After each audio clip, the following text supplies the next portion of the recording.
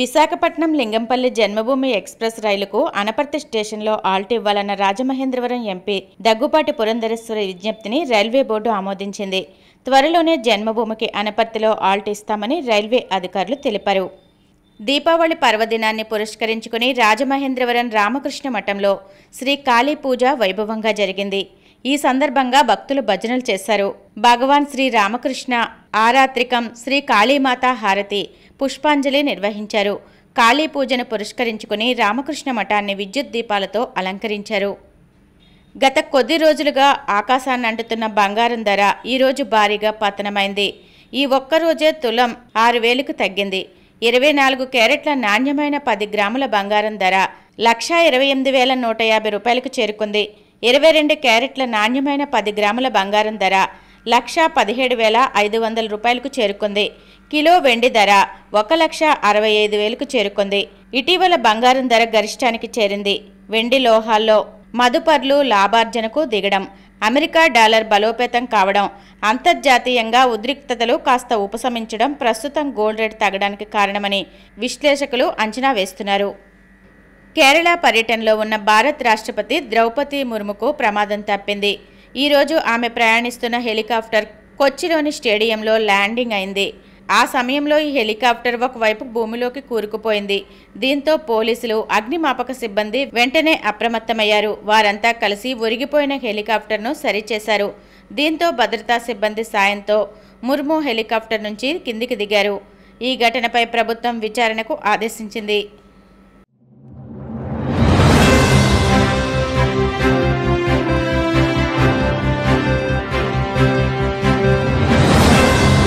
నమస్కారం.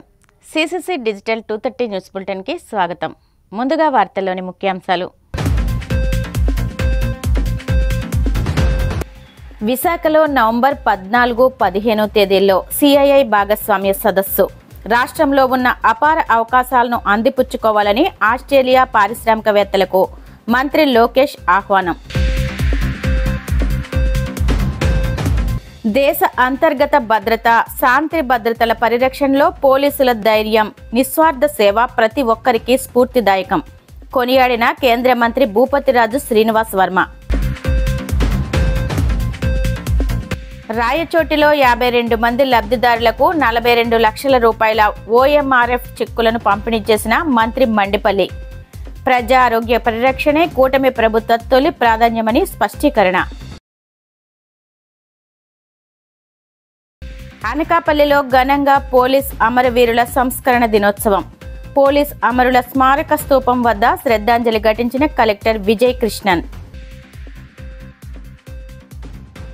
ఆంధ్రప్రదేశ్లో పెట్టుబడులు పెట్టేందుకు ఇదే సరైన సమయమని, రాష్ట్రంలో ఉన్న అపార అవకాశాలను అందిపుచ్చుకోవాలని మంత్రి నారా లోకేష్ ఆస్ట్రేలియా పారిశ్రామికవేత్తలకు పిలుపునిచ్చారు.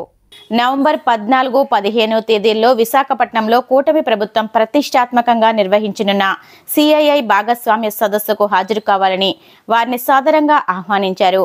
సిడ్నీలోని న్యూ సౌత్ వేల్స్ పార్లమెంటు ప్రాంగణంలో ఆస్ట్రేలియా ఇండియా బిజినెస్ కౌన్సిల్ ప్రతినిధులతో జరిగిన రోడ్ షోలో లోకేష్ పాల్గొన్నారు. ఈ సందర్భంగా ఆయన మాట్లాడుతూ ఆంధ్రప్రదేశ్ను పెట్టుబడులకు స్వర్గధామంగా మార్చడానికి తమ ప్రభుత్వం అనుసరిస్తున్న వినూత్న విధానాలను, వ్యూహాలను వివరించారు.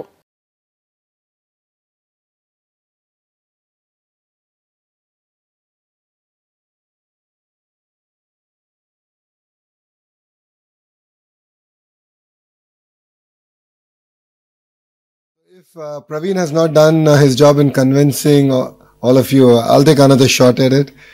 So I'll give you 3 specific reasons why you should look at Andhra Pradesh. The first one being is we have a leadership with a track record. So for those of you who don't know Mr. Naidu, this is his 4th term as Chief Minister. He's a 75-year-old young man. When you meet him, you'll understand it why I said he's young. He's very young at heart. He comes with abundance of energy. But what makes it different this time around is he's backed with a young team. So 50% of the legislatures are first-time MLAs. 17 out of the 25 ministers are first-time ministers. So he's backed with a very young team with a lot of fire in the belly to get things done. And that's what makes it different. And Mr. Naidu is the reason why Hyderabad is what it is today. And people were kind enough to give him an opportunity to build a legacy all over again. And he's now doing it with the new Andhra Pradesh, divided Andhra Pradesh. The second reason is speed of doing business. And I can give you two specific examples of it. One, I'm sure all of you have followed the Google's announcement, the single largest FDI investment in Indian history, and it's landed in Visakhapatnam. It's a greenfield data center that's getting built out there, and it's not only the data center, it's the whole the landing station, the sea landing cable station that's coming out there. And we are really excited about building the entire ecosystem. I've had an opportunity to meet a few of the data center developers here in Australia, and I've had the opportunity to invite them to Visakhapatnam. But we're really excited to build a larger ecosystem. And we got all this done in 13 months, which is 1 month more than what we agreed with Google on. And once we agree to work together, it's no longer your business, it's our business. And first thing you'll see getting created is a WhatsApp group. We love WhatsApp. So WhatsApp group gets created on a daily basis. We actually review these projects. So I'm on good 25 groups now. On a daily basis, projects are reviewed. There's an update that goes out from my office and the respective ministers, because these are all cross-functional. So one example is Reliance is investing big into CBG, compressed biogas project, where they're making compressed biogas from Napier grass. And I have the energy minister on the group. I have the minister for revenue, which is land, on the group, because they're going to take land on lease from government and actually want to grow grass. And on a daily basis, the project is updated. And if they don't update, then I get involved and say, what's the status update? Where are we? What's the target? Where do we stand? Another example of speed of doing business is the work that we've done with ArcelorMittal. ArcelorMittal is building India's largest steel plant, south of Visakhapatnam. And again, we got this done in 15 months. So from the day we agreed to agreeing on the incentives, getting the land done, environmental hearing, getting all the clearances. So this is not MOU. This is grounding. We are not here to sign papers. We are not here to do MOUs. We actually want to deliver on the field. So the 120 billion that was actually explained and the marquee brands that are coming to invest are all being grounded in our state. The 120 billion have been agreed upon only in the last 16 months. So that's the pace at which we are moving in Andhra Pradesh. If there's one thing that I can compete with the other states on, it's going to be speed of doing business. So in the past, you've heard of ease of doing business. So now we mean speed of doing business. There were days when we've cleared proposals in 3 days. So there are 3 layers where they get approved. One is SIPC and SIPB, and then the cabinet. It happened in 3 days. So that's the pace at which we're willing to work, and we're really excited of getting your business done in Andhra Pradesh. The third reason why you should consider Andhra Pradesh is we are a startup state. We are hungry. We're eager to get things done, and we can get things done as of yesterday. And as a political establishment, we are a regional party, but then we have national interests at heart. So we believe that we can positively influence policy at the federal level, which I believe, which is good for the nation. And in the whole process, Andhra Pradesh has the first mover advantage. And this is not the first time we're doing it. We have done it in the past with privatization of airports, deregulation of the telecom sector. Mr. Naidu led the initiative around digital currency. And now we've done that in data centers. So we positively influence policy. And that's something that we can do. And that's what makes us very unique and different from other states. I'm sure quite a few states are eyeing for your investments. And I think it's very good. I always believe that if states compete, India wins. దేశ అంతర్గత భద్రత, శాంతి భద్రతల పరిరక్షణలో పోలీసుల ధైర్యం, నిస్వార్థ సేవ ప్రతి ఒక్కరికి స్ఫూర్తిదాయకమని కేంద్ర ఉక్కు, భారీ పరిశ్రమల శాఖ సహాయ మంత్రి భూపతిరాజు శ్రీనివాస్ వర్మ కొనియాడారు. దేశం కోసం, ప్రజల కోసం పోలీసులు అందిస్తున్న సేవలు వెలకట్టలేనివని ఆయన పేర్కొన్నారు. మంగళవారం పశ్చిమ గోదావరి జిల్లా భీమవరం మార్కెట్ యార్డ్లో జిల్లా ఎస్పీ అద్నాన్ నయీం అస్మి ఐపీఎస్ ఆధ్వర్యంలో పోలీస్ అమరవీరుల సంస్కరణ దినోత్సవం ఘనంగా జరిగింది.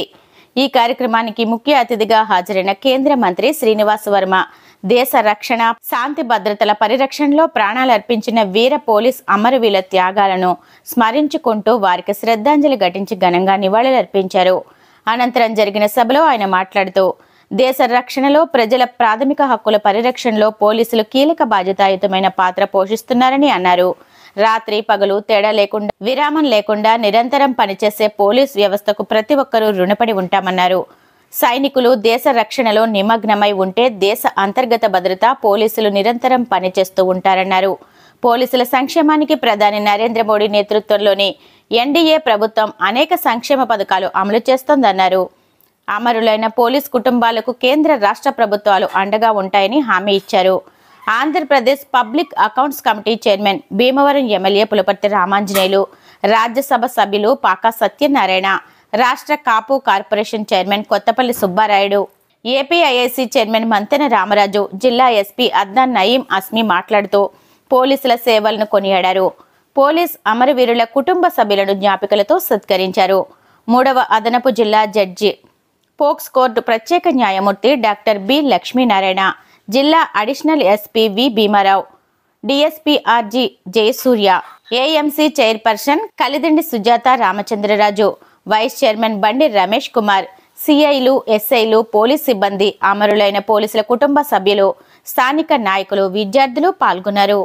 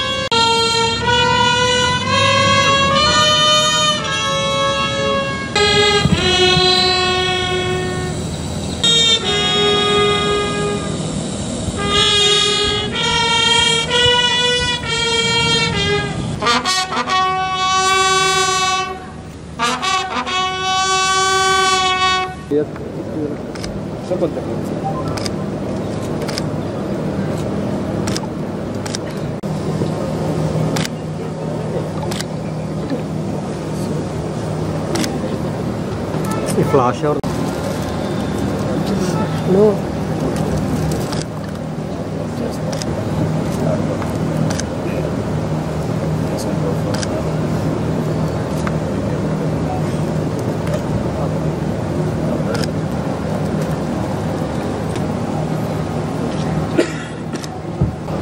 సరే ఇలా చూడండి.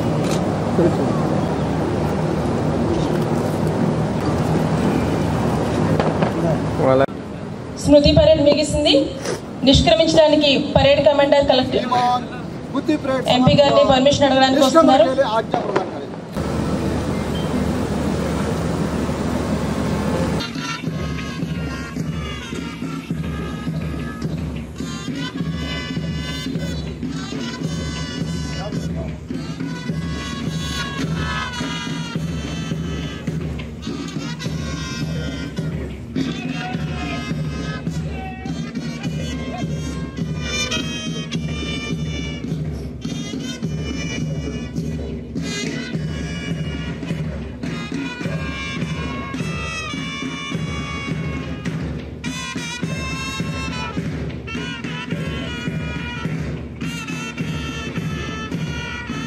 నిత్యం దేశ సేవలో ప్రజాసేవలో పనిచేసేటువంటి పోలీసులు ఎవరైతే దేశ రక్షణలో అమరులయ్యారో వారిని వారి కుటుంబాలని స్మరించుకునేటువంటి ఒక చారిత్రాత్మకమైనటువంటి రోజు పోలీసు అమరవీరుల దినోత్సవం అనేటువంటి విషయాన్ని మనంతా కూడా గుర్తుపెట్టుకోవాలి. ఏదైతే దాకా ఎస్పీ గారు మాట్లాడుతూ చెప్పారు, దాదాపు 1960 సంవత్సరం నుండి ఈ అమరవీరుల దినోత్సవాన్ని నిర్వహించడం జరుగుతూ ఉన్నది అనేటువంటి విషయాన్ని, ఏదైతే 1959 అక్టోబర్ 21 నాడు జరిగినటువంటి ఒక సంఘటన ఉన్నదో, ఏదైతే జమ్మూ కాశ్మీర్ లో ఉన్నటువంటి లడఖ్ ప్రాంతంలో చైనా సైన్యంతో జరిగినటువంటి అత్యంత భీకర పోరాటంలో 10 మంది సిఆర్పిఎఫ్ జవాన్లు అమరులైనటువంటి సందర్భంలో 1960 అక్టోబర్ 21 నుండి వారి స్మారకంగా ఈ సంస్మరణ దినోత్సవాన్ని నిర్వహించడం జరుగుతుంది. పోలీసులు నిత్యం దేశ రక్షణలో ప్రజల యొక్క ప్రాథమిక హక్కుల రక్షణలో నిమగ్నమై పనిచేస్తారనేటువంటి విషయాన్ని మనం ఈ సందర్భంగా గుర్తు తెచ్చుకోవాల్సినటువంటి అవసరం. దేశ ప్రధాని నరేంద్ర మోడీ గారు ప్రతి దీపావళి పండుగ నాడు దేశ సరిహద్దుల్లోని సైనికులతో జరుపుకుంటారనేటువంటి విషయం మనందరికీ కూడా తెలుసు. నిన్న కూడా ఏదైతే INS విక్రాంత్ యుద్ధ వాహన నౌక ఉన్నదో అక్కడికి వెళ్ళి వారితో దీపావళి వేడుకలను నిర్వహించినటువంటి సందర్భం మనం అంతా కూడా గుర్తు తెచ్చుకోవాలి. ఎందుకు ఈ విధంగా చేస్తారు అంటే సైనికుల్లో ఉత్సాహాన్ని నింపడానికి, వారి యొక్క నిబద్ధతను, వారి యొక్క కఠోర పరిశ్రమను కూడా గౌరవించడం కోసం. ఈ విధంగా సైనికుల కుటుంబాలతో మనం కలిసి పనిచేసినప్పుడు వారికి ఒక రకమైనటువంటి నైతిక స్థైర్యాన్ని పెంపొందించాలనేటువంటి ఆలోచనతో ఈ విధంగా దేశ ప్రధాని నరేంద్ర మోడీ గారు చేస్తాం. అదేవిధంగా ఇవాళ అమర వీరుల దినోత్సవం సందర్భంగా ఈ విధమైనటువంటి కార్యక్రమాలు నిర్వహించడం ద్వారా పోలీసుల్లో నైతిక స్థైర్యాన్ని పెంచడంతో పాటు ఎవరైతే అమరవీరులైనటువంటి పోలీస్ కుటుంబాలు ఉన్నాయో వారందరికీ కూడా ఒక భరోసా ఇవ్వడానికి మనం ప్రయత్నం చేయాలని సందర్భంగా చెప్తూ ఉన్నాం. దాని ఒక సజీవ నిదర్శనం మనకి ఇప్పుడే ఎస్పీ గారు చెప్తా ఉన్నారు. ఈ సంవత్సరం విధి నిర్వహణలో 5 పోలీసులు అమరులయ్యారనేటువంటి విషయాన్ని. అంతేకాదు మనందరికీ తెలుసు, ఇవాళ మన జిల్లా కలెక్టర్గా ఉన్నటువంటి సోదరి నాగవేణి గారి భర్త నక్సలైట్ని ఏరివేసేటువంటి కార్యక్రమంలో విశేషంగా కృషి చేసినటువంటి వ్యక్తి రాష్ట్రంలో శాంతి భద్రతల పరిరక్షణ కోసం. మరి అటువంటి ఉమేష్ చంద్ర గారిని ఏ విధంగా చంపారు అనేటువంటి విషయం మనందరికీ కూడా తెలుసు. వీరందరి సేవలను గుర్తిస్తూ రాష్ట్ర కేంద్ర ప్రభుత్వాలు అనేక రకమైనటువంటి చర్యలు తీసుకుంటున్నాయనేటువంటి విషయం కూడా మనందరికీ కూడా తెలుసు. కాబట్టి రాబోయేటువంటి రోజుల్లో ఏదైతే పోలీసులకు మనం స్థైర్యాన్ని ఇవ్వాల్సినటువంటి అవసరం ఉంది, ప్రజాప్రతినిధులుగా ఉన్నటువంటి వ్యక్తులు కానీ ప్రభుత్వాలు కానీ అంతేవాదు వారి సంక్షేమం కోసం నిరంతరం కూడా ఆలోచన చేయవలసినటువంటి అవసరం ఉన్నదనేటువంటి విషయాన్ని సందర్భంగా కూడా చెప్తూ ఉన్నాం. ప్రాణాలు అర్పించిన పోలీసు వీరులందరికీ నివాళులు అర్పిస్తూ వారు 24 గంటలు 365 రోజులు కష్టించి పనిచేసి ఈ దేశం కోసం పోరాటపడే వీరులకు మనం అందరం కూడా రుణపడి ఉన్నాం. ఎందుకంటే వారు చేసే కార్యక్రమాలు ఆపదలో ఉన్న వారిని రక్షించడానికి, ఆపదలు జరగకుండా చూడటానికి వారు చేసే కృషి నిరంతరం అభినందనీయం. వారు చేస్తున్న సేవలకి మనం మర్చిపోని వెలకట్టలేని కార్యక్రమాలు చేస్తున్నారు వారు. మరి ఈ పోలీసు అమరవీరుల సంవత్సర దినం రోజుని ప్రాణాలు అర్పించిన వీరులందరికీ కూడా గుర్తించుకుంటూ సంస్మరణ చేసుకుంటూ వారి కుటుంబాలకి నా ప్రగాఢ సానుభూతిని తెలియజేస్తూ వారి కుటుంబాలు చక్కగా ఉండాలని, వారికి ఈ దేశం ఎప్పుడు రక్షణగా ఉంటుందని, ఈ ప్రభుత్వం ఎప్పుడు రక్షణగా ఉంటుందని తెలియజేస్తూ నాకు ఈ అవకాశం ఇచ్చిన మీ అందరికీ కూడా నమస్కరిస్తూ సెలవు తీసుకుంటాను. ప్రతి సంవత్సరం 1960 నుంచి 1959లో గట్టిగా జరుగుతుంది ఒక ఇన్సిడెంట్.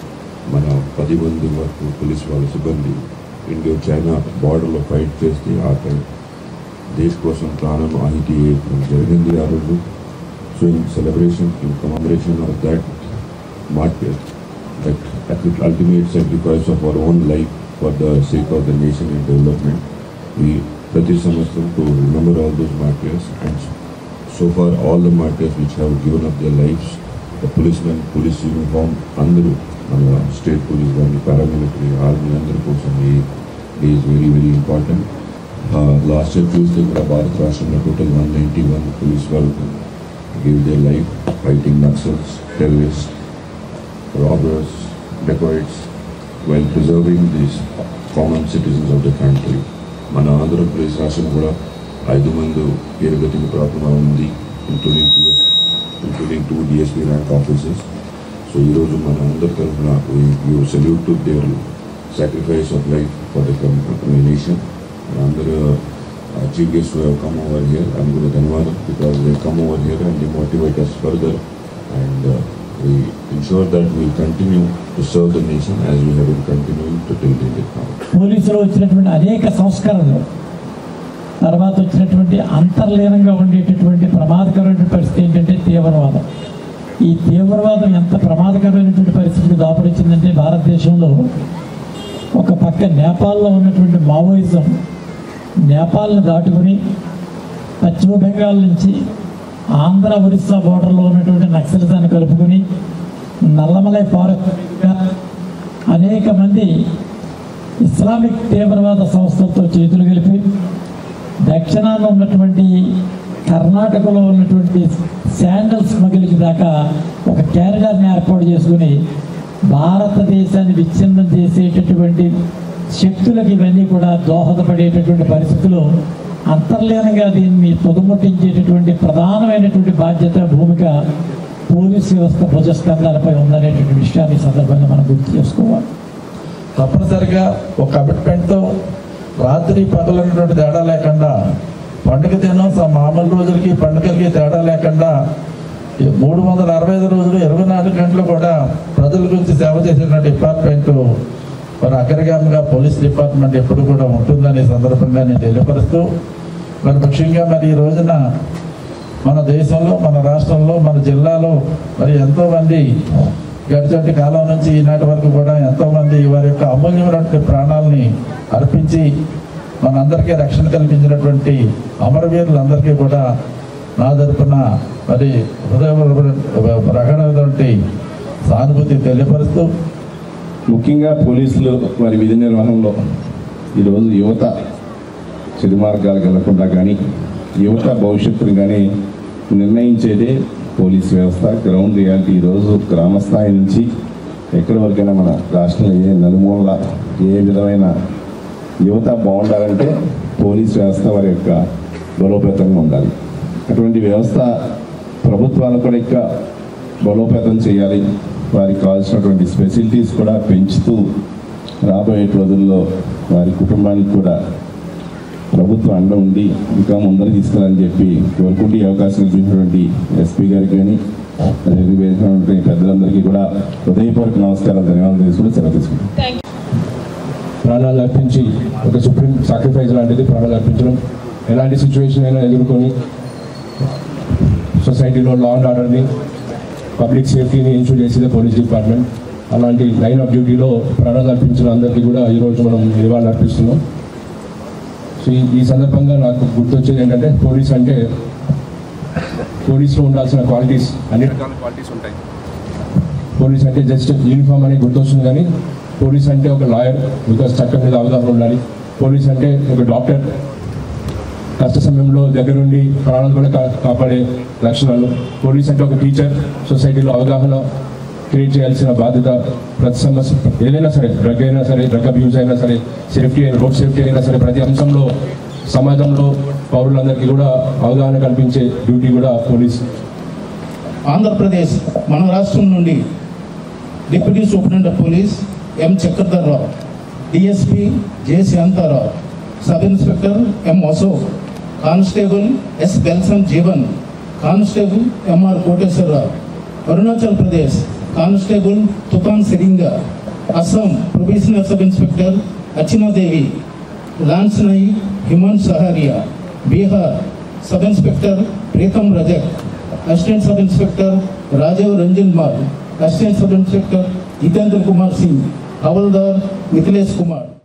అన్నమయ్య జిల్లా రాయచోటిలో 52 మంది లబ్ధిదారులకు 42 లక్షల రూపాయల సీఎంఆర్ఎఫ్ చెక్కులను మంత్రి మండిపల్లి రాంప్రసాద్ రెడ్డి పంపిణీ చేశారు. ఈ సందర్భంగా మంత్రి మాట్లాడుతూ కూటమి ప్రభుత్వం ఏర్పాటు అయిన నాటి నుంచి ఎప్పుడూ లేని విధంగా రాష్ట్రంలో వైద్య రంగంపై ప్రత్యేక దృష్టి సారించి పేద మధ్యతరగతి కుటుంబాలకు కార్పొరేట్ వైద్యం అందే విధంగా ముఖ్యమంత్రి చంద్రబాబు ప్రత్యేక చర్యలు చేపట్టారన్నారు. అందులో భాగంగానే పేద ప్రజల ఆరోగ్యాన్ని నిర్లక్ష్యం చేయకుండా కేవలం మన రాష్ట్రంలోనే కాకుండా ఇతర రాష్ట్రాల్లో కూడా కార్పొరేట్ ఆసుపత్రుల్లో చికిత్స తీసుకునే రోగులకు సైతం బిల్లులను ముఖ్యమంత్రి సహాయ నిధి కింద విడుదల చేయడం జరుగుతుందన్నారు.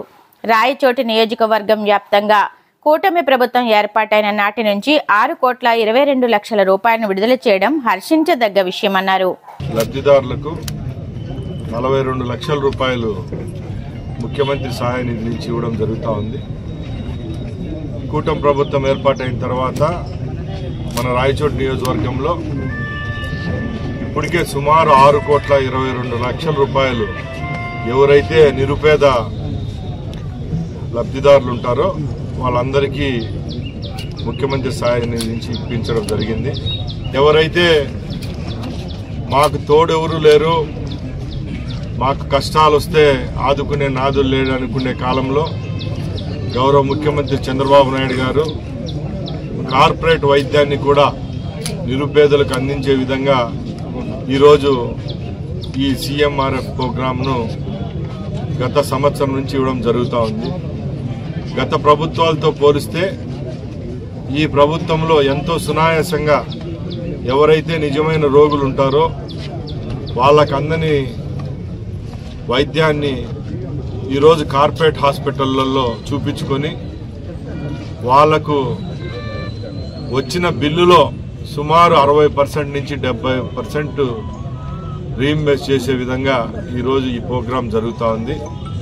ఈ ప్రభుత్వంలో ఆరోగ్యానికి పెద్దపీట వేస్తూ ఈరోజు రాష్ట్రంలో ఉన్న అన్ని ప్రైమరీ హెల్త్ సెంటర్లు అయితేనే, అలాగే జనరల్ హాస్పిటళ్ళు, ఏరియా హాస్పిటళ్లలో అప్గ్రేడ్ చేయడం జరుగుతూ ఉంది. వైద్యానికి గత ప్రభుత్వాల్లాగా ఎక్కడ మందుల కొరత, డాక్టర్ల కొరత లేకుండా తక్షణమే స్పందిస్తూ ఈ రాష్ట్ర ప్రభుత్వం చేదోడు వాదోడుగా ఉంది. అలాగే సీఎంఆర్ఎఫ్లో కూడా గత ప్రభుత్వాలు ఒక సంవత్సరానికి 50-60 లక్షలు చెల్లించలేని పరిస్థితులు ఆ రోజు ఉంటే ఈరోజు మన నియోజకవర్గంలోనే సుమారు 6,22,00,000 అంటే సుమారుగా ఈ రాష్ట్రంలోనే మొదటి స్థానంలో ఉన్నాం. సగటున ఒక నెలకు 50 లక్షల రూపాయల లెక్కన ముఖ్యమంత్రి గారి దాతృత్వంతో ఈరోజు పేద ఎవరైతే రోగులు ఉంటారో వాళ్ళు కార్పొరేట్ హాస్పిటల్లో చికిత్స పొంది ఈరోజు ఈ వెసులుబాటును కూడా పూర్తిగా వాళ్ళు అనుభవించుకోవడం జరుగుతూ ఉంది.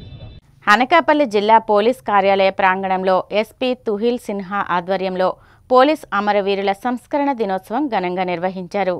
ఈ కార్యక్రమానికి జిల్లా కలెక్టర్ విజయ్ కృష్ణన్ ముఖ్య అతిథిగా హాజరై పోలీస్ అమరవీరుల స్మారక స్తూపం వద్ద స్మృతి పరేడ్, గౌరవ వందనం, పుష్పగుచ్చాలు ఉంచి శ్రద్ధాంజలి ఘటించారు. ఈ సందర్భంగా కలెక్టర్ మాట్లాడుతూ పోలీసుల త్యాగాలు అపారమైనవని, ప్రజల రక్షణ కోసం, శాంతి భద్రతల కోసం వారు తమ ప్రాణాలను పణంగా పెట్టి నిరంతరం సేవలు అందిస్తున్నారని కొనియాడారు. విధి నిర్వహణలో నిస్వార్థంగా కష్టపడుతున్న పోలీస్ సిబ్బంది అందరికీ హృదయపూర్వక అభినందనలు తెలిపారు.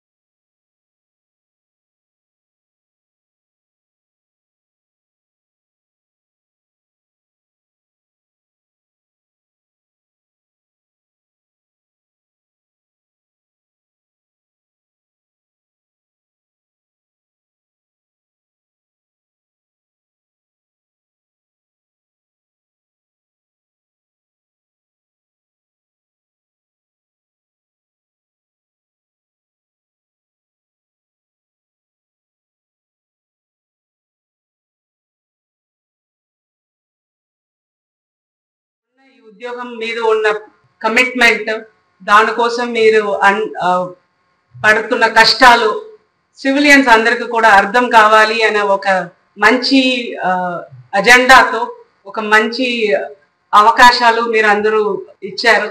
అంటే ఇది వస్తూ ఐ వాస్ థింకింగ్ ఏమేం చెప్పాలి అని. అంటే మీరు చేసే ఉద్యోగంని వార్తల్లో నేను చెప్పలేను మీ అందరికి. మీ families understand better than an outsider like me. As an outsider, as part of the civilian society, I sincerely thank for all your hard work, all the sacrifices you undergo, and my sincere respect to your families also, because without a family's support, it's impossible to have a better career, a peaceful career. The 21st October ki significance in 1959 లోనే 10 మంది police personnel laid down their lives in protecting hot springs area in Ladakh. ఈ Indo China war టైంలోనే ఇది 1959 incident జరిగింది. దాని తర్వాత నుంచి ప్రతి సంవత్సరం మన 21st October police commemoration day ఇలాగే రిమెంబరెన్స్ కోసం పెడుతున్నాము. 2024-25 సంవత్సరంలో లాస్ట్ ఇయర్ ఇన్ టోటల్ ఇండియాలో 216 పోలీస్ పర్సనల్ లైన్ ఆఫ్ డ్యూటీలోనే చనిపోయారు, మార్టియర్ అయ్యారు. It is a reminder for all of us. మనం పోలీస్ యూనిఫామ్ వేసుకున్నప్పుడు ఇది అన్ని సాక్రిఫైసెస్ గురించి గుర్తించాలి. మనం ఈ సర్వీస్లోనే ఎందుకు వచ్చాము? Service of the nation and service of the people.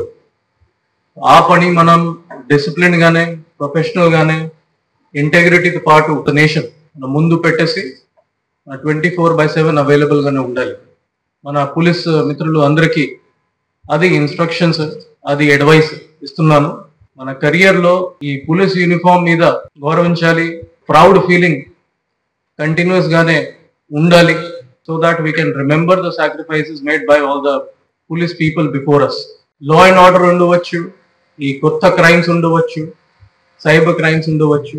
It is the responsibility of every policeman and woman to understand the crimes, resolve it tactfully and resolve it legally. Andhra Deputy Superintendent of Police M. Chakradhar Rao, Deputy Superintendent of Police J. Shanta Rao, Sub Inspector M. Ashok, Constable Belson Jeevan, Constable M. R. Koteshwar Rao, Arunachal Pradesh Constable Tutan Shireen. ప్రభుత్వం ప్రతిష్టాత్మకంగా చేపట్టిన P4లో భాగంగా ఇద్దరు దివ్యాంగులకు శ్రీ విజ్ఞాన వేదిక ఆధ్వర్యంలో రాష్ట్ర public accounts committee chairman MLA Pulaparthi Ramanjaneyulu చేతుల మీదుగా ట్రైసైకిల్ను ఎమ్మెల్యే క్యాంపు కార్యాలయం వద్ద అందించారు. ఈ సందర్భంగా ఎమ్మెల్యే అంజుబాబు మాట్లాడుతూ రాష్ట్రంలోని దివ్యాంగుల అభ్యున్నతికి కూటమి ప్రభుత్వం ఎంతగానో కృషి చేస్తుందని, P4లో అందరూ భాగస్వాములు కావాలన్నారు. కార్యక్రమ నిర్వాహకులు చెరుకువాడ రంగసాయి మాట్లాడుతూ భీమవరం దిరుసుమర్రుకు చెందిన ఇద్దరు దివ్యాంగులకు దాతల సహకారంతో ట్రైసైకిల్ను అందించామని అన్నారు. కంతేటి వెంకటరాజు మాట్లాడుతూ ముఖ్యమంత్రి ఆలోచన మేరకు ఉన్నవాళ్లు లేని వాళ్లకు సహాయం చేయడమే P4 లక్ష్యమని అన్నారు. P4లో భాగంగా పేదవారికి సహకరించి వారు కూడా మన జనజీవన స్రవంతిలో ఉండాలని, వారు మనతో పాటు సమానంగా బతకాలని ఆలోచన చేసి విజ్ఞానవేది రంగసాయి గారు ఎన్నో కార్యక్రమాలు చేస్తున్నారు. దానిలో భాగంగా ఈరోజు 2 ట్రైసైకిల్స్ ఇవ్వటం జరిగింది. ఒకటి దిర్చుమరి వారికి, ఒకటి భీమవరం వారికి. ఈ సైకిల్స్ ఇవ్వటం ద్వారా వారు నిత్యకృత్యాలు జరుపుకోవడానికి అవకాశం ఉంటుంది. దానికి అనుగుణంగా ఈ వెహికల్స్ వారికి ఇవ్వటం జరిగింది. భీమవరంపట్నంలో మరి అనేక మంది దివ్యాంగులుగా ఇక్కడ ఉంటున్నారు. రాష్ట్ర ప్రభుత్వం సంపూర్ణంగా వాళ్ళకి ప్రతి నెల కూడా మరి అధిక సంఖ్యలో మొత్తంలో ఆర్థిక సహకారం అందిస్తూ వస్తున్నారు. దీనిలో భాగంగా కొన్ని బళ్ళు గవర్నమెంట్ ఇస్తూ ఉంటారు. దాంతోపాటు దాతలు కూడా మనకు సహకరిస్తూ ఉంటారు. మరి ఇవాళ దిర్సుమరు గ్రామం భీమవరం గ్రామం నుంచి ఇద్దరు దివ్యాంగులకి మరి ఈ బళ్ళు ఇవ్వడం అనేది జరుగుతుంది. P4 అనే పథకాన్ని రాష్ట్ర ప్రభుత్వం ఏర్పాటు చేశారు. దానిలో భాగంగా ఇలాగా కుట్టు మిషన్లు, ఇలా బళ్ళు ఇవన్నీ ఇవ్వడానికి దాతలు ముందుకు వస్తున్నారు. మరి ప్రభుత్వం చేసే కార్యక్రమాల్లో ప్రభుత్వం మరి అందరం కూడా భాగస్వాములు అవ్వాలి. మరి P4 దీని మీద పేదరికాన్ని తగ్గించడం కోసం చేస్తున్న ప్రభుత్వ కార్యక్రమానికి వాళ్ళు స్పందించి ఈ విధంగా గవర్నమెంట్ ద్వారా ఈ కార్యక్రమం చేస్తున్నాం తెలియజేసుకుంటూ శాఖ బీచ్ రోడ్డులో పోలీస్ అమరవీరుల సంస్కరణ దినోత్సవాన్ని ఘనంగా నిర్వహించారు. జిల్లా collector MN Harendar Prasad, CP Shankhabhadra Babji, ప్రజాప్రతినిధులు, పోలీస్ అధికారులు పాల్గొని విధి నిర్వహణలో అసువులు బాసిన పోలీస్ అమరవీరులకు ఘనంగా నివాళులర్పించారు. ఈ సందర్భంగా సిపి శంఖభద్ర బాబ్జీ మాట్లాడుతూ 1929వ సంవత్సరం నుంచి పోలీస్ అమరవీరుల సంస్కరణ దినం జరుపుకుంటూ వస్తున్నామని గుర్తు చేశారు. సమాజం సురక్షితంగా ఉందంటే దానికి పోలీసుల కృషి కారణమన్నారు.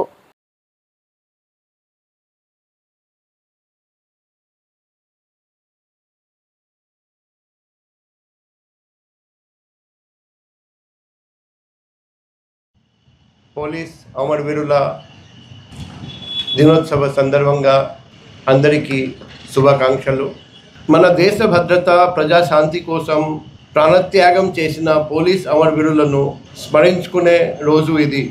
1929 సంవత్సరం ఇదే రోజు అక్టోబర్ 21 తేదీ లదాఖ్ అక్కడ హాట్ స్ప్రింగ్స్ వద్ద చైనా సైనికులతో జరిగిన ఘర్షణలో భారత్ పోలీస్ బలగాలు 10 మంది ధైర్యవంతులు వీరమరణం పొందారని మనకు తెలుసు.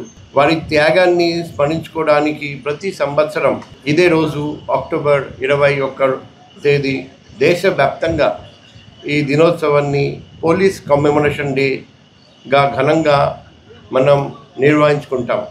ఈ సందర్భంగా దేశవ్యాప్తంగా పోలీస్ శాఖలు అమరవీరుల త్యాగాల్ని గుర్తించి స్మారక కార్యక్రమాలు నిర్వహిస్తారని మనకు విదితమే. పోలీస్ సిబ్బందికి ఇది ఒక ప్రేరణ దినం.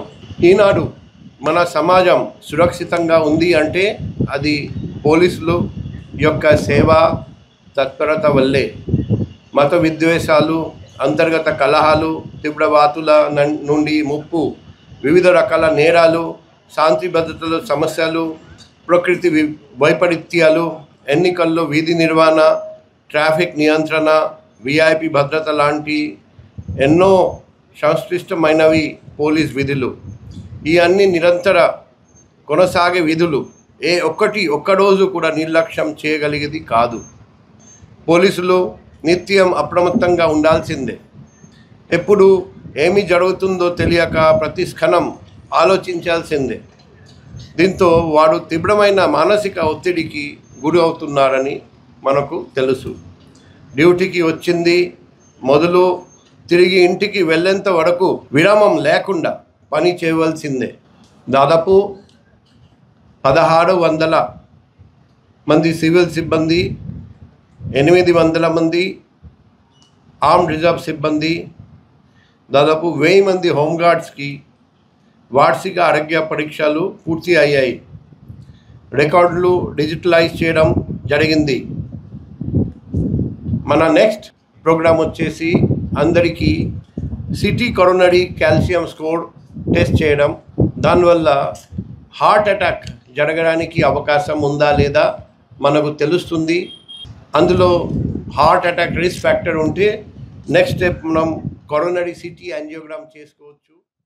నైరుతి బంగాళాఖాతంలో అల్పపీడనం ఏర్పడినట్టు ఆంధ్రప్రదేశ్ రాష్ట్ర విపత్తుల నిర్వహణ సంస్థ ప్రకటించింది. ఉపరితల ఆవర్తనం ప్రభావంతో ఇది కేంద్రీకృతమైందని, దీని కారణంగా ఆంధ్రప్రదేశ్లోని పలు ప్రాంతాల్లో భారీ వర్షాలు కురిసే అవకాశం ఉందని వెల్లడించింది. రాబోయే 36 గంటల్లో ఈ అల్పపీడనం పశ్చిమ వాయువ్య దిశగా కదులుతూ మరింత బలపడి వాయుగుండంగా మారే అవకాశం ఉందని అధికారులు తెలిపారు. దీని ప్రభావంతో ముఖ్యంగా దక్షిణ కోస్తా రాయలసీమ జిల్లాల్లో పిడుగులతో కూడిన భారీ వర్షాలు పడతాయని అంచనా వేస్తున్నారు. తీరం వెంబడి బలమైన ఎదురుగాలులు వీచే ప్రమాదం ఉన్నందున ప్రజలు చెట్ల కింద ఆశ్రయం పొందవద్దని హెచ్చరించారు. ఆగ్నేయ బంగాళాఖాతం దానికి ఆనుకుని ఉన్న నైరుతి బంగాళాఖాతంలో నిన్నటి ఉపరితల ఆవర్తనం ఈరోజు ఉదయానికి నైరుతి బంగాళాఖాతంలో అల్పపీడనంగా పరిణామం చెందింది. అది ప్రస్తుతం నైరుతి బంగాళాఖాతంలోనే సుస్పష్ట అల్పపీడనంగా, దీనికి అనుబంధంగా ఉపరితల ఆవర్తనం 7.6 కిలోమీటర్ల ఎత్తు వరకు విస్తరించి ఉన్నది. ఇక రాబోయే 24 గంటల్లో పశ్చిమ వాయువ్య దిశలో పయనించి ఈ సుస్పష్ట అల్పపీడనం రేపు మధ్యాహ్నానికి వాయుగుండంగా ఏర్పడి నైరుతి బంగాళాఖాతం దానికి ఆనుకుని ఉన్న పశ్చిమ మధ్య బంగాళాఖాతంలో అనగా ఉత్తర తమిళనాడు, పుదుచ్చేరి, దక్షిణ కోస్తా ఆంధ్రప్రదేశ్ తీరాలకు కొంత దూరంలో ఉండే అవకాశం ఉంది. తదుపరి 24 గంటల్లో అది మరింత పశ్చిమ వాయువ్య దిశలో పయనించి ఉత్తర తమిళనాడు, పుదుచ్చేరి, దక్షిణ ఆంధ్రప్రదేశ్ తీరాలకు దగ్గరలో ఉండే అవకాశం ఉంది. మరింత బలపడే అవకాశం కూడా కనిపిస్తుంది. ఈ పరిస్థితుల వల్ల ఉత్తర కోస్తా జిల్లాల్లో రాబోయే 3 రోజులు కొన్ని ప్రాంతాలలో తేలికపాటి నుంచి మోస్తరు వర్షాలు, తదుపరి 4 రోజులు పలు ప్రాంతాలలో ఉండే అవకాశం ఉంది. ఇక దక్షిణ కోస్తా జిల్లాల్లో రాబోయే వారం రోజులు కూడా పలు ప్రాంతాలలో తేలికపాటి నుంచి మోస్తరు వర్షాలు పడే అవకాశం ఉంది. ఇక దక్షిణ కోస్తా జిల్లాలైన నెల్లూరు, తిరుపతితో పాటుగా రాయలసీమ జిల్లా అయిన చిత్తూరు, అన్నమయ్యల్లో ఈ రాబోయే 24 గంటల్లో భారీ నుంచి అతి భారీ వర్షపాతం నమోదయ్యే అవకాశం ఉంది. దక్షిణ కోస్తా జిల్లా అయిన ప్రకాశంతో పాటుగా వైఎస్ఆర్ కడప, శ్రీ సత్యసాయి జిల్లాల్లో 1-2 చోట్ల భారీ వర్షపాతం ఈ 24 గంటల్లో నమోదయ్యే అవకాశం ఉంది. రేపటికి వచ్చినట్లయితే దక్షిణ కోస్తా జిల్లాలైన నెల్లూరుతో పాటుగా తిరుపతి మరియు చిత్తూరు జిల్లాల్లో 1-2 చోట్ల భారీ నుంచి అతి భారీ వర్షపాతం, అన్నమయ్య, శ్రీ సత్యసాయి జిల్లాల్లో 1-2 చోట్ల భారీ వర్షపాతం రాబోయే 24 నుంచి 48 గంటల మధ్య పడే అవకాశం ఉన్నది. వీటితో పాటుగా రాబోయే 5 రోజులు కూడా కోస్తా జిల్లాలపై ఉరుములు మెరుపులు కొనసాగే అవకాశం ఉంది. ఇక అతి ముఖ్యంగా ఈరోజు దక్షిణ కోస్తా జిల్లాలకు వెంబడి లేదా తీరానికి ఆవల, తీరానికి ఆనుకొని ఉన్న ప్రాంతంలో కొన్ని చోట్ల 35 నుంచి 45, గరిష్టంగా 55 కిలోమీటర్ల వేగంతో ఈదురుగాలులు వీచే అవకాశం ఉంది. రేపు కూడా దక్షిణ కోస్తా జిల్లాల్లో ఆ తీరానికి వెంబడి ఆవల కూడా అటువంటి పరిస్థితి ఉంది. 3-4 రోజుల్లో అది కొంచెం పెరిగి 35 నుంచి 40కి, 40 నుంచి 50, గరిష్టంగా 60 కిలోమీటర్ల వేగంతోనూ వీచే అవకాశం ఉంది. ఇక 23, 24వ తేదీలకు వచ్చేసరికి 50 నుంచి 60, గరిష్టంగా 70 కిలోమీటర్ల వేగంతో ఈదురుగాలు దక్షిణ కోస్తా జిల్లాల తీరం వెంబడి తీరం ఆవల ఉండే అవకాశం ఉంది. కాబట్టి మత్స్యకారులు సముద్రంలో వేటకు వెళ్ళి ఉంటారో వాళ్ళు సురక్షిత ప్రాంతాలకు ఈ కొన్ని గంటల్లో తిరుగు ప్రయాణం చేయాల్సిందిగా. అచ్చ తెలుగు అందం అగ్రరాజ్యం అమెరికాలో మెరిసింది. రాజమహేంద్రవరం నగరానికి చెందిన సుష్మిత సోమిరెడ్డి న్యూయార్క్ అందాల తారగా నిలిచింది. మిసెస్ న్యూయార్క్ 2025 కిరీటాన్ని దక్కించుకుంది. అమెరికాలో అందాల కిరీటాన్ని దక్కించుకున్న తొలి తెలుగు మహిళ సుష్మిత కావడం విశేషం. 1994లో 4వ తరగతి చదువుతున్నప్పుడే మిస్ యూనివర్స్ సుస్మితా సేన్ స్ఫూర్తితో అందాల పోటీలో పాల్గొనాలని ఆశించిన సుస్మిత సోమిరెడ్డి ఎట్టకేలకు తన కలను న్యూయార్క్ అందాల పోటీలో పాల్గొని సాకారం చేసుకున్నారు. రాజమహేంద్రవరంలోని సుబ్రహ్మణ్య స్వామి గుడి వెనుక ఉన్న హరిపురం ప్రాంతానికి చెందిన ఉమామహేశ్వరరావు, నాగకుమారి దంపతుల కుమార్తె అయిన సుష్మిత రాజమహేంద్రవరంలోని బీబీఎం పాఠశాలలో 10వ తరగతి వరకు చదువుకున్నారు. చదువుపై దృష్టి సారించిన ఆమె ఇంటర్మీడియట్ బెంగళూరులోను, బీటెక్ రాజానగరం గైట్లోను పూర్తి చేశారు. బీటెక్లో కళాశాల టాపర్గా నిలవడం విశేషం. అమెరికాలో ఉద్యోగం చేస్తున్న సామర్లకోటకు చెందిన సుధాకర్ కందికొండతో వివాహం కావడంతో అమెరికాలోని న్యూయార్క్లో స్థిరపడ్డారు. ఆమెకు ఒక కుమార్తె ఉంది. సుష్మిత ఐబీఎంలో సాఫ్ట్వేర్ ఇంజనీర్గా ఉద్యోగం చేస్తున్న ఆమెలో నిగూఢంగా ఉన్న అందాల పోటీలు, ఫ్యాషన్ ప్రపంచంలో విహరించాలన్న కోరిక అలాగే ఉండిపోయింది. చిన్నప్పుడు ఆమె తల్లి నాగకుమారి రాజమహేంద్రవరం ఆనంద్ కళాకేంద్రంలో జరిగిన రోటరీ క్లబ్ ఆధ్వర్యంలో జరిగిన ఫ్యాషన్ షోలో సుష్మిత పాల్గొనేలా చేశారు. ఈ నేపథ్యంలో 2021లో అందాల పోటీలకు సంబంధించిన ప్రాథమిక ర్యాంప్ వాక్ పోటీల్లో పాల్గొన్నారు. గత ఏడాది డిసెంబర్లో 30 ఏళ్లకు పైబడిన వారికి నిర్వహించే మిస్సెస్ న్యూయార్క్ ఎలైట్ అందాల పోటీలకు ఆహ్వానం అందింది. అయితే ఆ సమయంలో ఆమె వెన్నునొప్పి వంటి అనారోగ్య సమస్యలతో బాధపడుతున్నారు. అయినా పోటీలకు 10 రోజుల ముందు ఇంట్లోనే సన్నద్ధమై వివిధ దేశాలకు చెందిన 45 అందాల భామలతో పోటీపడి మరీ మిస్సెస్ న్యూయార్క్ ఎలైట్ కిరీటాన్ని దక్కించుకున్నారు. సందర్భంగా అందం, సామాజిక అంశాలపై జ్యూరీ వేసిన ప్రశ్నలకు తనదైన రీతిలో జవాబులిచ్చి ఆకట్టుకున్నారు. మిస్సెస్ న్యూయార్క్ పోటీలో విజేతగా నిలవడం ద్వారా తనలో ఆత్మవిశ్వాసం పెరిగిందని సుష్మిత చెప్పారు. ఆత్మగౌరవం, ఆత్మవిశ్వాసమే అసలైన అందమని వ్యాఖ్యానించారు. మహిళలు ఆర్థికంగా స్వావలంబన సాధించాలని, అప్పుడే వారిలో ఆత్మవిశ్వాసం పెరుగుతుందన్నారు. అమెరికాలో అందాల భామగా గుర్తింపు పొందిన సుష్మితకు ఆ తర్వాత మోడలింగ్ ఆఫర్స్ వచ్చాయి. బాలీవుడ్కి చెందిన ప్రముఖ ఫ్యాషన్ డిజైనర్లు రూపొందించిన వస్త్రాలతో న్యూయార్క్ ఫ్యాషన్ వీక్లో ర్యాంప్ వాక్ చేసి మరింత గుర్తింపును సొంతం చేసుకున్నారు. ప్యారిస్, కేన్స్లో కూడా ఫ్యాషన్ పోటీలకు అవకాశాలు వచ్చినట్లు ఆమె తెలిపారు. అమెరికా తెలుగువారి నాట్స్ సంఘం ఆమెను సత్కరించింది. తాజాగా నారీ శక్తి పురస్కారానికి కూడా ఎంపికైనట్లు సుష్మిత వెల్లడించారు. మిస్సెస్ న్యూయార్క్ హోదాలో ఆమె అందాల పోటీలకు జ్యూరీ సభ్యులుగా వ్యవహరిస్తారు. అలాగే మహిళల్లో రొమ్ము క్యాన్సర్ అవగాహనకు కృషి చేస్తారు. గృహహింస, మహిళా సాధికారతకు కూడా పాటుపడతానన్నారు. అవకాశం ఉంటే 40 ఏళ్ల పైబడిన వారికి నిర్వహించే క్లాసిక్ కేటగిరీలో పోటీ పడతానని సుష్మిత చెప్పారు. నమస్తే, నేను Sushmita Somireddy, Mrs New York elite universe 2025 విన్నర్ని. Next we have Sushmita Somireddy, our Mrs. Elite Universe New York 2025.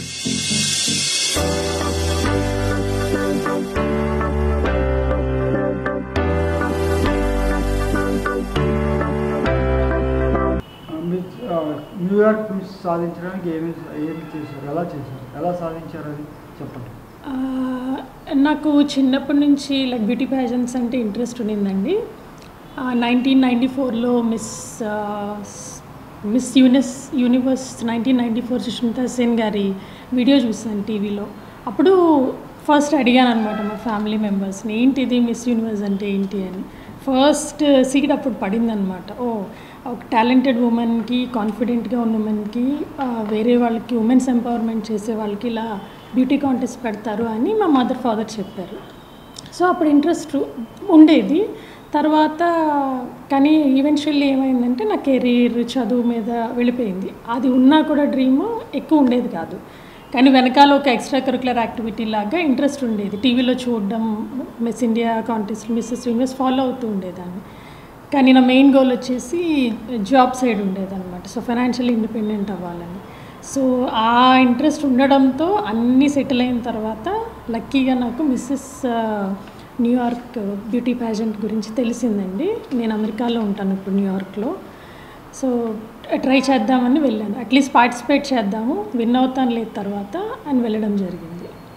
అలా అవకాశం వచ్చింది నాకు. ఎలా ప్రిపేర్ అయ్యారు దానికి ప్రిపరేషన్ ఎలా ఉంటుంది? రిజిస్టర్ అయినప్పుడు జస్ట్ 10 days ఉండిందండి నాకు. సో ఎవరు కోచ్ లేరు, ఏ ప్రిపరేషన్ పెద్దగా దానికి సంబంధించిన ప్రిపరేషన్ అయితే ఏం చేయలేదు. నాకు హెల్త్ ఇష్యూస్, స్ట్రెస్ఫుల్ లైఫ్ వల్ల అసలు వెళ్ళకూడదు అనుకున్నా. పేరెంట్స్ అన్నారు, ఇప్పటి నుంచి నీకు ఇంట్రెస్ట్ కదా, అలా వదిలేయద్దు డ్రీమ్స్ని అని. సో నేను జస్ట్ 11 days ఉందనగా 10th day నేను రిజిస్టర్ అయ్యానండి. అప్పుడు దానికి తగ్గ షాపింగ్, మా మమ్మీ ఫ్యాషన్ డిజైనర్ అండి, she is graduate in fashion designer. So ఆవిడ చాలా బాగా హెల్ప్ చేశారు నాకు కుదిరినంత హీల్ వేసుకుని ఇంట్లోనే ప్రాక్టీస్ చేశాను. ఎవరు సజెషన్స్, అడ్వైస్ కానీ ఏమీ దొరకలేదు అక్కడ నాకు. క్రౌన్ వచ్చాక ఏమైందంటే గ్లోబల్ ఇమేజ్ ఫామ్ అయిందండి. దానివల్ల నాకు తెలియకుండానే కాన్ఫిడెన్స్ ఎక్కువైంది నాకు. అంటే ముందు ఉన్నింది, ఆ కాన్ఫిడెన్స్ వల్లనే నేను పేజెంట్కి వెళ్ళడం జరిగింది, విన్ అయ్యాను. బట్ దాని తర్వాత నన్ను చూసి నా ఫ్రెండ్స్, నా చుట్టూ ఉండే యంగర్ లేడీస్ వాళ్ళందరూ ఇన్స్పైర్ అయ్యి, ఇలా చేసావు ఏంటి, ఎలా వెళ్ళాలి, మాకు ఆపర్చునిటీ వస్తుందా అని అడగడం. సో నా ద్వారా చాలామంది నేను పుష్ చేయడం జరిగిందనమాట. They are also very happy. Foreign కంట్రీలో నేను ఫస్ట్ తెలుగు ఉమెన్ని ఆ టైటిల్ గెలవడానికి. ఇదివరకు ఇండియన్స్ వెళ్ళారు, లైక్ 8-7 years ముందర ఒక ఇండియన్కి వచ్చిందంట. ఆ ఈ తెలుగు ఉమెన్ అయితే ఫస్ట్ నేనే అని తెలిసింది. అప్పుడు నాకు చాలా హ్యాపీ అనిపించిందండి. నార్త్ అమెరికన్ తెలుగు అసోసియేషన్ వాళ్ళు వచ్చి వెంటనే సన్మానం అది చేసి అరేంజ్ చేశారు న్యూజెర్సీలో. చాలా ఆనందం అనిపించింది నాకు అప్పుడు. రోల్ మోడల్ ఎవరండి ఫ్యాషన్ దాంట్లో? సుష్మితా సేన్ అండి, డెఫినెట్లీ. ఫేడ్ అవుట్ అవుతుందా? యా, ఫేడ్ అవుట్ అయినా కూడా షీ స్టిల్ కంటిన్యూయింగ్ అండి. యాక్చువల్లీ ఆవిడని చూస్తే చాలా నేర్చుకున్నాను నేను. యాక్చువల్లీ అంటే నార్మల్ లేడీ ఒకటేసారి ధైర్యంగా వెళ్ళింది ఫస్ట్ టైం. ఆవిడ స్టోరీ కూడా ఇంచుమించు మనలాగే ఉంటుంది, ఏం ప్రిపరేషన్ లేకుండా జస్ట్ ఆవిడకున్న డ్రీమ్తో వెళ్ళారు అని వినేదాన్ని. So I was very impressed. చాలా ఇష్టం ఆవిడంటే నాకు. మీరు ఇచ్చే సందేశం ఏంటి ఇప్పుడు ఈ ఫ్యాషన్ వాళ్ళకి కానీ ఈ వచ్చే అమెచ్యూర్ వాళ్ళకి? ఎనీబడి లైక్ యూత్ కానివ్వండి, ఉమెన్కి కానివ్వండి, మీరు అనుకున్నది ఎప్పుడు కూడా వదలద్దండి. ఎవరు చెప్తానే ఉంటారు చెప్పేవాళ్ళు. Like we're surrounded by the society, but society వాళ్ళు చాలా చెప్తూ ఉంటారు, అది చేయలేరు, చేస్తావు, ఇది ఇప్పుడు అవసరమా అంటారు. అస్సలు అది మాత్రం వినద్దండి. మీకు నచ్చింది చెయ్యండి, మీరు ఎఫర్ట్స్ పెట్టండి. అది విన్ అవుతారా లేదా అన్నది అసలు పట్టించుకోవద్దు. ఒక డ్రీమ్ ఉందంటే చిన్నదైనా పెద్దదైనా కూడా ట్రై చేయండి లాస్ట్ వరకు. అప్పుడు అవ్వకపోతే దట్ ఈస్ ఫైన్, తర్వాత మీరు షిఫ్ట్ అవ్వచ్చు. అండ్ ఎప్పుడు మీ చుట్టూ ఉన్న వాళ్ళు పాజిటివ్గా ఇచ్చే ఒపీనియన్స్ తీసుకోండి, నెగిటివ్ ఉన్నది జస్ట్ ఇగ్నోర్ చేసేస్తూ ఉండండి. And disrespect is very important. Disrespect ఎవరైనా చేస్తున్నారు అంటే తీసుకోవద్దండి. మీరు ఎవరిని డిస్రెస్పెక్ట్ చేయొద్దు. ఎప్పుడు ఏదైనా ఉందంటే ఒక గోల్ అనుకొని ఉంటే మీ సక్సెసే వాళ్ళకి ఆన్సర్ చెప్తుంది. ముందు మాట్లాడే కన్నా కామ్గా మీరు హార్డ్ వర్క్ చేస్తే మీ సక్సెస్ అనేది బిగ్ షూట్ అవుట్ అవుతుందండి ఇప్పుడు ఎవరికైనా కూడా. మీ దృష్టిలో ఎలా డిస్క్రైబ్ చేస్తారు ఈ బ్యూటీని? మీ దృష్టిలో ఏంటి అసలు అందం అంటే? అందం అంటే డెఫినెట్లీ ఇన్నర్ బ్యూటీ అండి. Like physical appearance fade out అయిపోతుంది ఎవరికన్నా కూడా. అండ్ చాలామందికి బ్యూటీ పేజెంట్స్ అంటే ఒక ఫేక్ ఇంప్రెషన్ ఉంటుంది. ఏంటంటే జస్ట్ ఫిజికల్ అపియరెన్స్ చూస్తారు, నడుస్తారు, డ్రెస్ వేసుకుంటారు, మేకప్ చేసుకుంటారు అని అనుకుంటారు. కానీ డెఫినెట్లీ అది కాదండి. ఆ స్టేజ్ మీదకి వెళ్ళిన తర్వాత నా పక్కన డిఫరెంట్ కంట్రీస్ నుంచి వచ్చారండి. అక్కడ మెక్సికన్స్, ఆఫ్రికన్స్, ఇండియన్స్, అమెరికన్స్, చాలామంది వేరే దేశాలు, ఈవెన్ దుబాయ్ నుంచి వచ్చిన వాళ్ళు కూడా పార్టిసిపేట్ చేశారు అక్కడ సిటిజన్సే. కానీ నాకన్నా బ్యూటిఫుల్గా ఉన్నవాళ్ళు చాలామంది ఉన్నారు. నేను చూసి అనుకున్నాను వీళ్ళు ప్రాపర్ మోడల్స్ కదా, నేను విన్ అవుతానో లేదో అని. కానీ ఏమైందంటే అల్టిమేట్లీ టాలెంట్ రౌండ్లోనే నాకు ఎక్కువ మార్క్స్ వచ్చినాయి వాళ్ళు అడిగిన క్వశ్చన్స్కి ఆన్సర్ చెప్పినప్పుడు. So basically it's all about the inner talent అండి. Even I define the beauty as inner beauty. The way you behave, మీరు ఎలా మాట్లాడుతున్నారు, కాన్ఫిడెంట్గా మాట్లాడుతున్నారు, మిమ్మల్ని చూసి వేరే వాళ్ళు ఏం నేర్చుకుంటున్నారు, మీరు ఎలా ఇన్స్పైర్ చేస్తున్నారు, అండ్ ఎక్స్పోజర్ ఎలా ఉంది, అది చాలా ఇంపార్టెంట్. అదే బ్యూటీ అండి. లైఫ్ మారిందా ఇది బ్యూటీ తర్వాత, ఈ కాంటెస్ట్ తర్వాత? కాంటెస్ట్ తర్వాత మోడలింగ్ అవకాశాలు అలాంటివి? యా, మోడలింగ్ అవకాశాలు వచ్చాయండి నాకు. ఫస్ట్ నాకు వచ్చిన బెస్ట్ ఆపర్చునిటీ ఏంటంటే న్యూయార్క్ ఫ్యాషన్ వీక్లో అది ఇంటర్నేషనల్ ఈవెంట్. పెద్ద పెద్ద Bollywood designers, international brands designers అందరూ వచ్చి అక్కడ మోడల్స్ని డిస్ప్లే చేస్తారు. అక్కడ నాకు రీనా డాకా అండ్ రోజీ అలువాలియా వాళ్ళు ఇంటర్నేషనల్ డిజైనర్స్, ఇక్కడ బాలీవుడ్ సెలబ్రిటీస్కి కూడా వర్క్ చేస్తారు. వాళ్ళ నుంచి కాల్ వచ్చిందండి. సో నేను వాళ్ళిద్దరికీ ర్యాంప్ వాక్ చేశాను అక్కడ. అండ్ తర్వాత ప్యారిస్కి, కేన్స్కి కూడా వచ్చిందండి. అన్ఫార్చునేట్లీ అప్పుడు నాకు హెల్త్ ఇష్యూస్ రావడం, మా పాపకి కుదరలేదు, ఎగ్జామినేషన్స్ ఉండడంతో I step back. Next year ఎప్పుడైనా మళ్ళీ అవకాశం వస్తే నేను వెళ్తాను. కంటిన్యూ చేస్తారా ఈ పోటీలో పాల్గొనడం? యా, ఇప్పుడు నేను ఎలీట్ కేటగిరీలో విన్ అయ్యానండి. సో నాకు మళ్ళీ అవకాశం 45 ఇయర్స్కి వస్తుంది, నా ఏజ్ 45 అయిన తర్వాత. అప్పుడు ఈ ప్రస్తుతానికైతే నేను డెఫినెట్గా వెళ్ళాలన్న ఉద్దేశంలోనే ఉన్నాను. 45 తర్వాత మళ్ళీ కంప్లీట్ చేద్దాను. అప్పుడు క్లాసిక్ కేటగిరీ అని తీసుకుంటారు, అప్పుడు వెళ్తానండి. వార్తలు ముగించే ముందు ముఖ్యాంశాలు మరొకసారి.